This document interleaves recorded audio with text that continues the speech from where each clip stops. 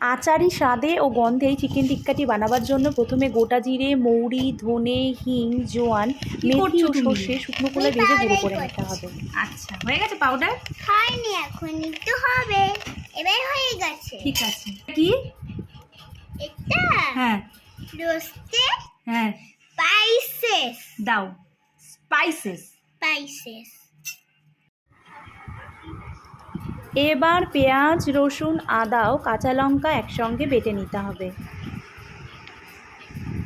এখন 300 গ্রাম বোনলেস চিকেনের মধ্যে 1 টেবিল চামচ পাতিলেবুর রস, 2 টেবিল চামচ পেঁয়াজ, রসুন, আদা ও কাঁচা লঙ্কা বাটা ও হাফ টেবিল চামচ হলুদ গুঁড়ো দিয়ে ভালো করে মেখে রাখতে হবে।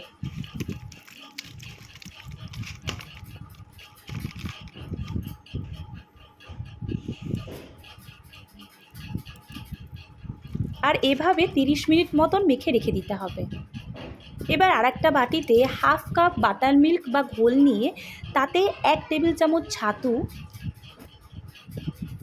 2 টেবিল চামচ শুকনো খোলায় ভেজে রাখা গুঁড়ো মশলা ও চিলি ফ্লেক্স দিয়ে 2 টেবিল চামচ সর্ষের তেল, সামান্য চিনি ও স্বাদ মতো নুন দিয়ে একটা মিশ্রণ তৈরি করতে হবে।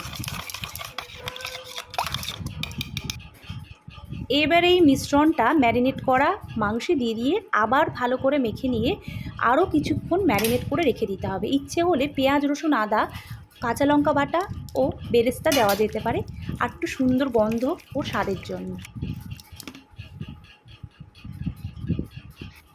এবার একটা চাটুতে সর্ষের তেল ভালো করে গরম করে নিতে হবে ও খুন্তি দিয়ে তেলটা ভালো করে সারা চাটুতে ছড়িয়ে নিতে হবে। এবার একটা একটা করে মুরগির টুকরোগুলো দিয়ে দিতে হবে। মাঝারি আঁচে দুদিকে গ্রিল করে নিতে হবে।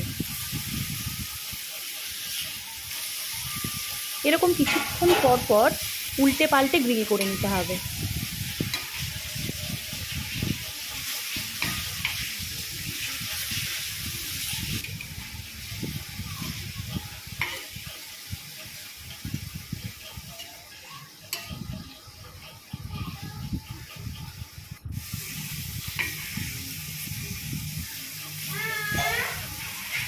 একটু গোল্ডেন ব্রাউনিশ কালার চলে আসলে চিকেনের টুকরোগুলোকে সার্ভ করতে হবে।